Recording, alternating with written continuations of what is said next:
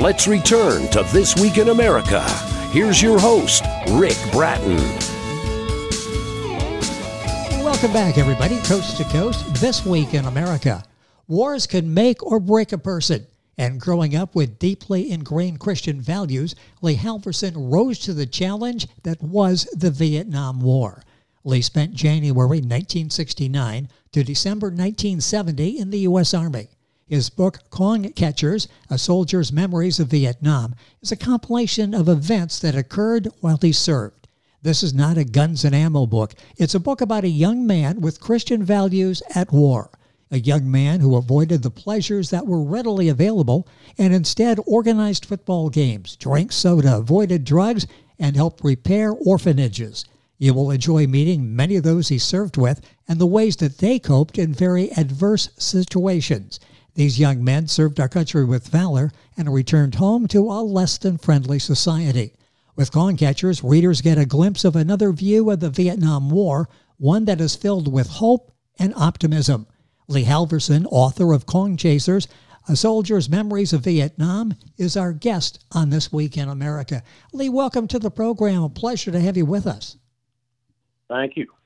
I love what you've done, the approach to this book, and you do feel hope and optimism as you're reading Lee's account of what happened, his role in Vietnam. What was it that inspired you to write this book? Was there a particular moment or experience that made you start writing?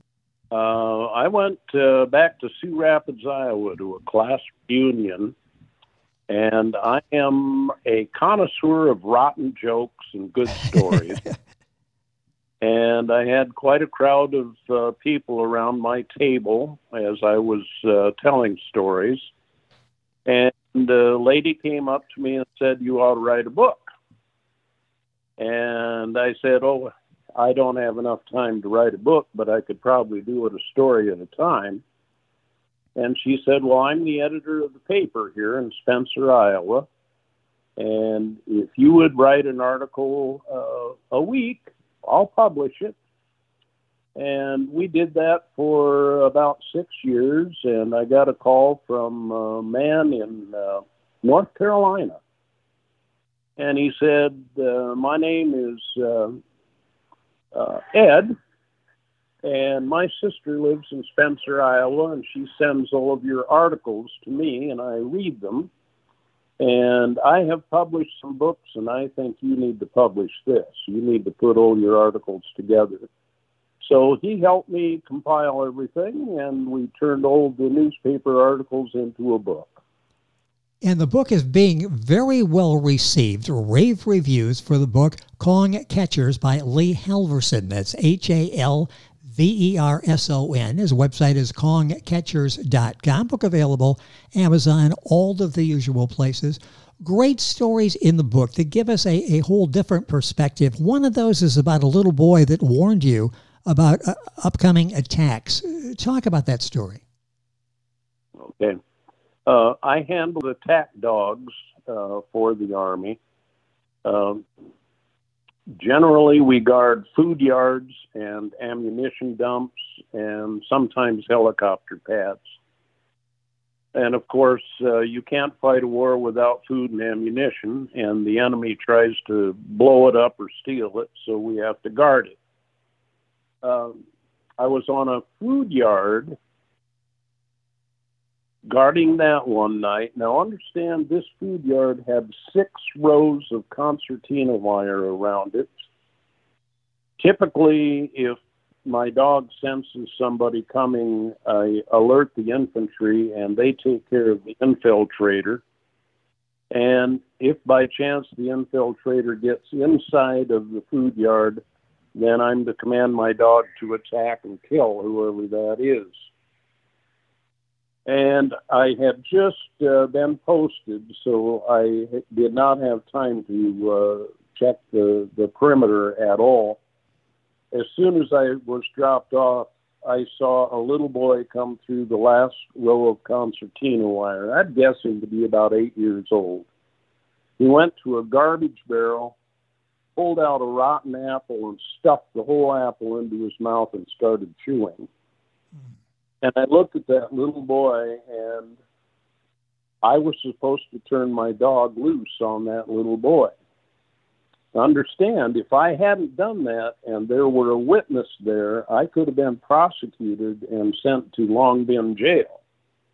But I looked around, there was nobody else there. I did know a little bit of Vietnamese, so I went down to the boy and I asked him where he lived, and he told me.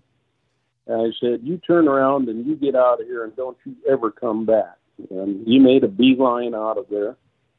When I got done with my post, I put a can of peaches and a box of crackers in my Jeep. And when I drove by his house, I just shoved the peaches and the crackers out the side. And I did that every time I did post. I would pick up some more groceries and shove them out the side of the Jeep when I went by his place.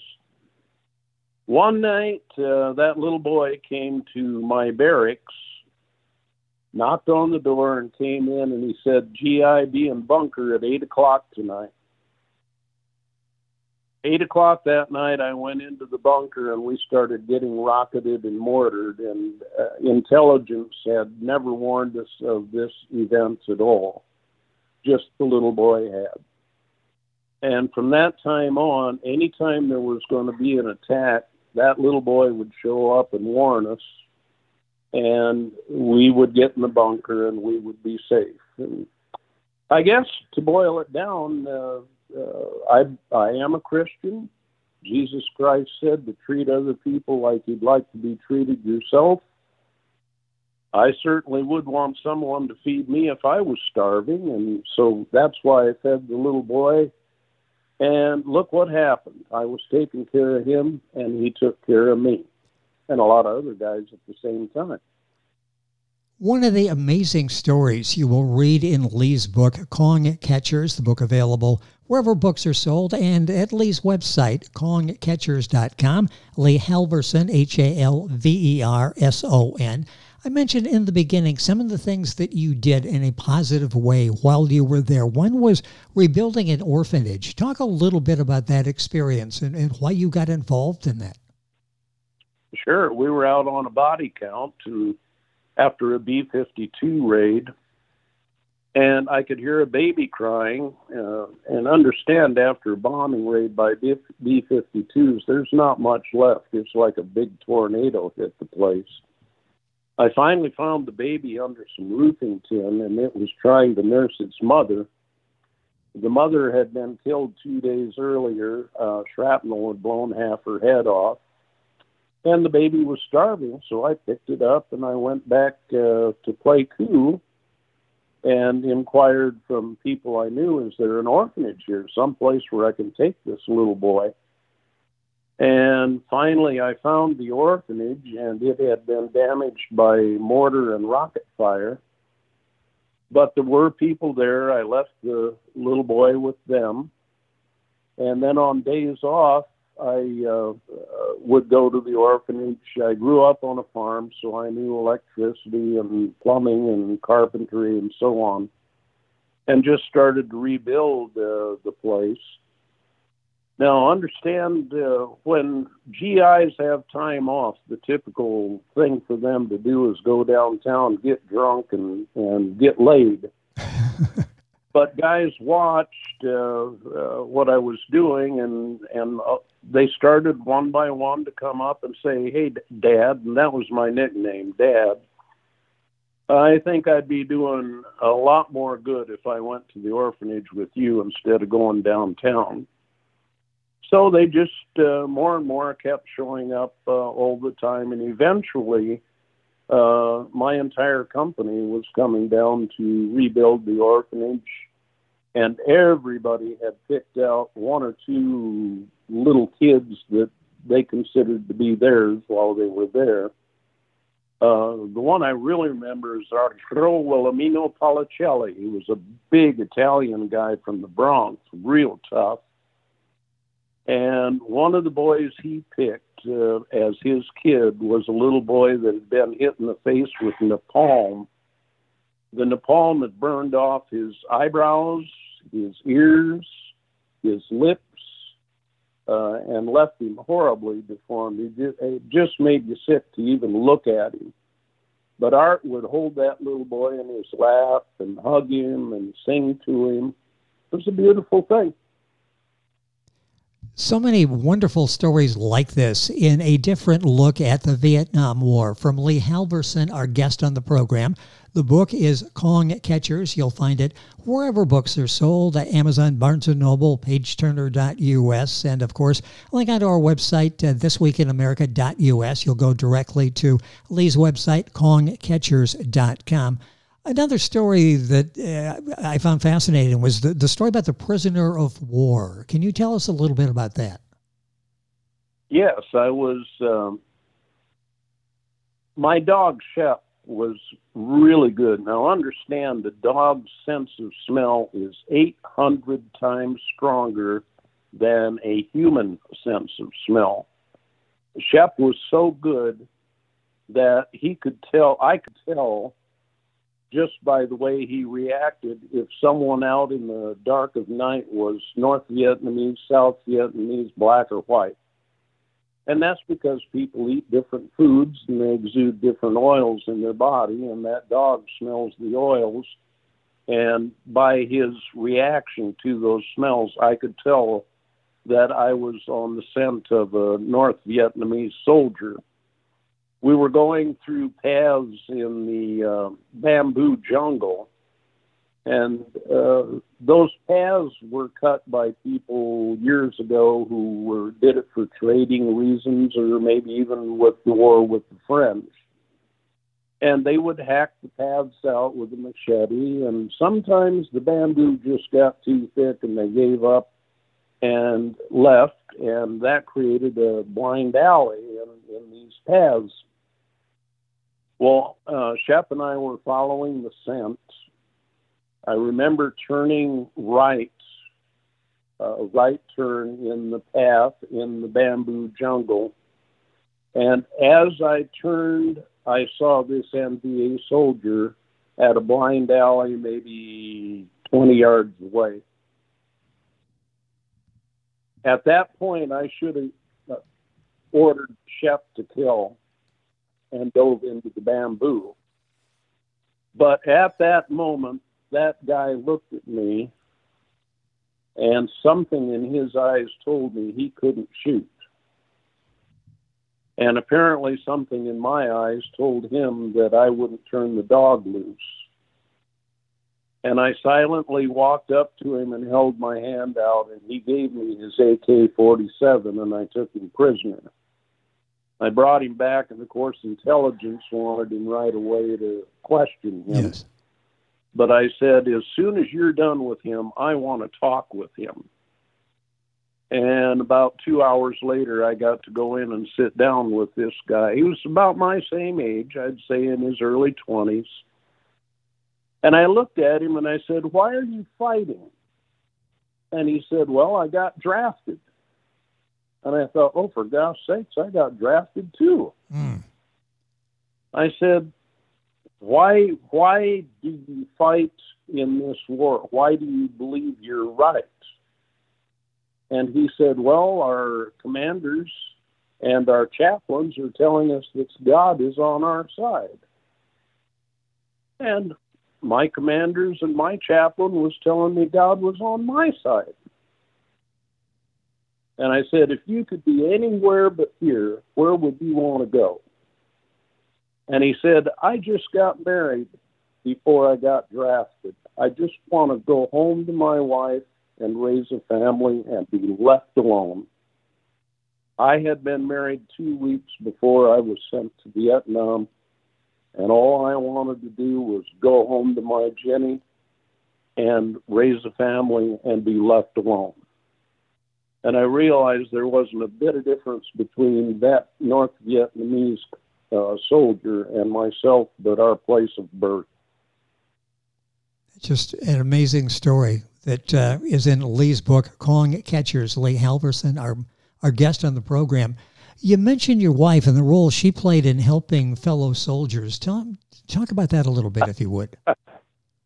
Jenny and I wrote to each other every single day. And let me tell you, At mail call, when the captain hands out the mail, and when he's done, he says, "That's it." The look on the soldier's face that didn't get mail is the saddest look you will ever see in your life. But I got a letter every day. I came back to the barracks one day, and a real good friend of mine had signed up for a suicide mission. They had sign-up sheets, so if you wanted to go on a dangerous mission, you could sign up for it. And I went to him and I said, "What in the world are you doing signing up for that?"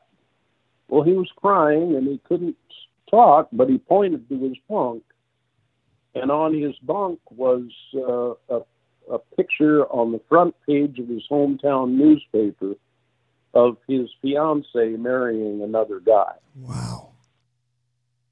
And so I wrote Jenny and I said, "Honey, you ought to send a letter to Dale, because he's really down and out and he needs a friend." Well, about a week later, Dale came down to my bunk and he said, "Hey, Halverson, you want a brownie? Your wife sent me brownies."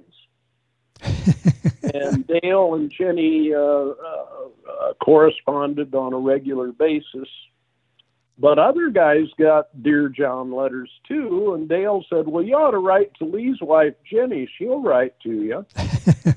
So before we were done, Jenny was writing to 6 guys on a regular basis.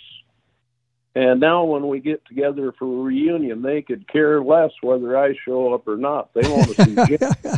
That's amazing, the role that she played in this as well. A newlywed who's helping other people to get through what they were going through, the trauma of their situations at war.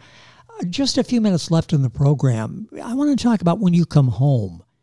And I mentioned came home with a less than friendly society, a greeting. Talk about returning home and being called all the names that the soldiers returning were called, including baby killer. What impact did that have on you? I landed in Portland, Oregon, came down the stairway from the plane, and there was, what we called hippies back then, a guy with the colored shirt and ponytail. And I stepped off the stairway, and he looked at me, and he called me a baby killer. And honestly, for the first time since I'd been drafted, I really wanted to kill somebody. And I thought about all I had done for that little boy to feed him and to get that orphanage fixed up and going, and he called me a baby killer.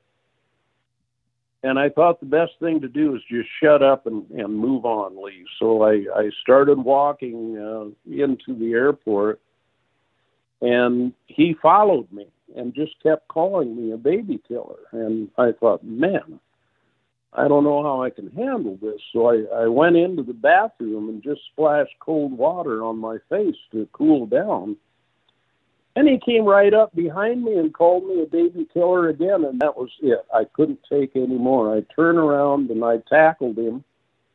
We went through the door of the restroom, or the stall, and I kind of think God was helping me here, because the guy landed with his head in the toilet, and I flushed it. His ponytail went down the pipe, and then I realized, man, Lee, you're in trouble. You better get out of here and get on your plane and get home, and hope he doesn't call the cops or anything. So I ran out and got my standby ticket and got on the plane and never heard anything else. So apparently he didn't pursue that matter. Well, unless he's... I'll tell you, Rick, that hurt. That hurt a lot. Well, it'd have to, yes. Especially, called a baby killer. Knowing what you have done. Every friend I had, when they got home, got the same kind of treatment. Dale was called a baby killer. Pete was called a baby killer. We were just treated like, hell, I didn't start the damn war. It was the politicians that did it, not me. that would have to be so difficult to deal with. Did that finally end? Was there a point where you became, Vietnam veterans became more accepted and not listening to the chants, or not having to listen to the chants anymore? You know, Rick, it was silent for years. The average public just didn't want to confront us at all.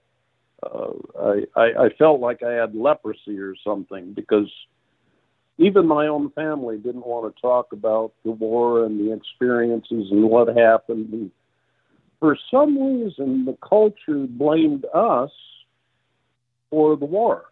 Now, I was drafted. That wasn't my war. And I certainly didn't start it. I like to think I was an innocent bystander. At any rate, it was silent until Saddam Hussein was killed in Iraq, and that war ended, and the soldiers came home from Iraq, and they had parades and recognition for them.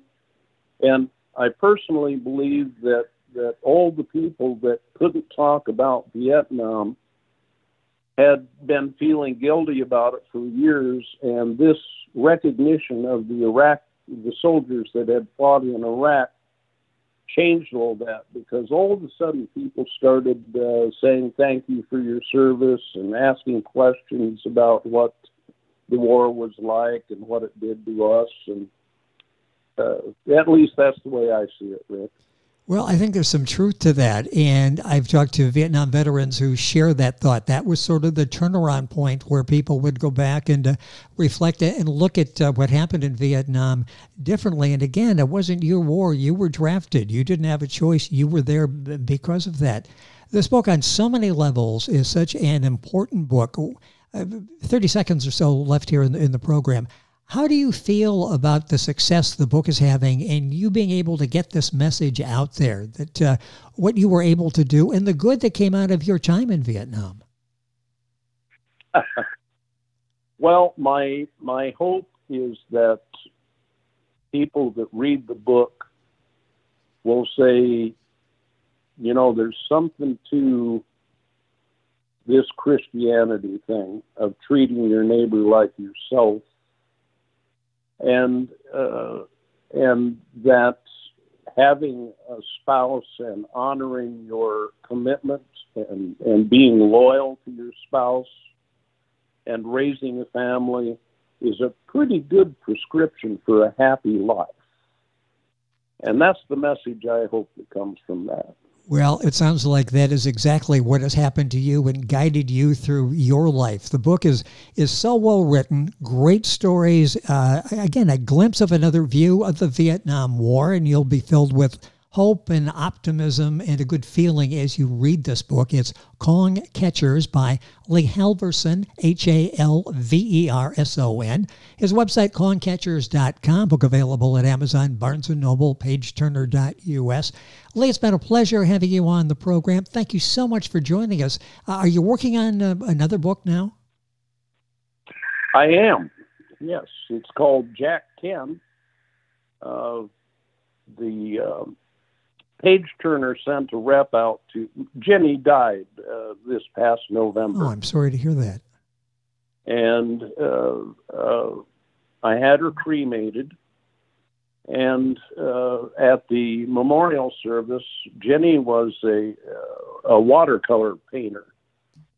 And I took about 30 of her pictures to the church and put them on the altar so people could look at her paintings at the service. And the rep from Page Turner looked at them and said, "Holy cow, these are fabulous." He said, "You ought to write another book about Jenny's paintings." So that's what I'm in the process of right now, is writing a book about Jenny's life and her paintings.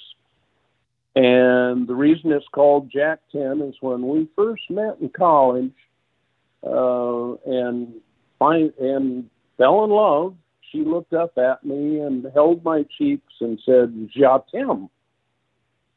And I looked at her and I said, "Je t'aime, what the hell is that?" She said, "Well, that's French for I love you." And I said, I'm just a poor old farm boy from Iowa. I can't speak French. I'll just say Jack 10. I love that story, and I hope you're doing well. And after reading and listening to your stories, you sort of feel like you know her. So I'm anxious to read the book. A wonderful human being, and obviously a gifted artist as well. Hopefully, we'll have a chance to talk about that book as well. Lee, it's been a pleasure having you on the program. Thank you so much for taking the time to join us, and hopefully we can have part 2 of this conversation. Thank you for being with us. You're very welcome. Have a good day. You as well. Lee Halverson is the author of Cong Catchers, book available wherever books are sold. His website, congcatchers.com. And, of course, information on our website, thisweekinamerica.us. And we're back on today's program right after these messages. This Week in America is online. You can visit our website, thisweekinamerica.us. Scott Pinkerton, associate producer of This Week in America. Jay Anderson, segment producer. Ben Watson, webmaster. Otto Bechet, director of engineering and TV production. This Week in America produced and is a trademark of Blue Funk Broadcasting, LLC. For information on all of our guests and to listen to this week's show, our website again at thisweekinamerica.us. And I'm Sean Bratton, executive producer of This Week in America.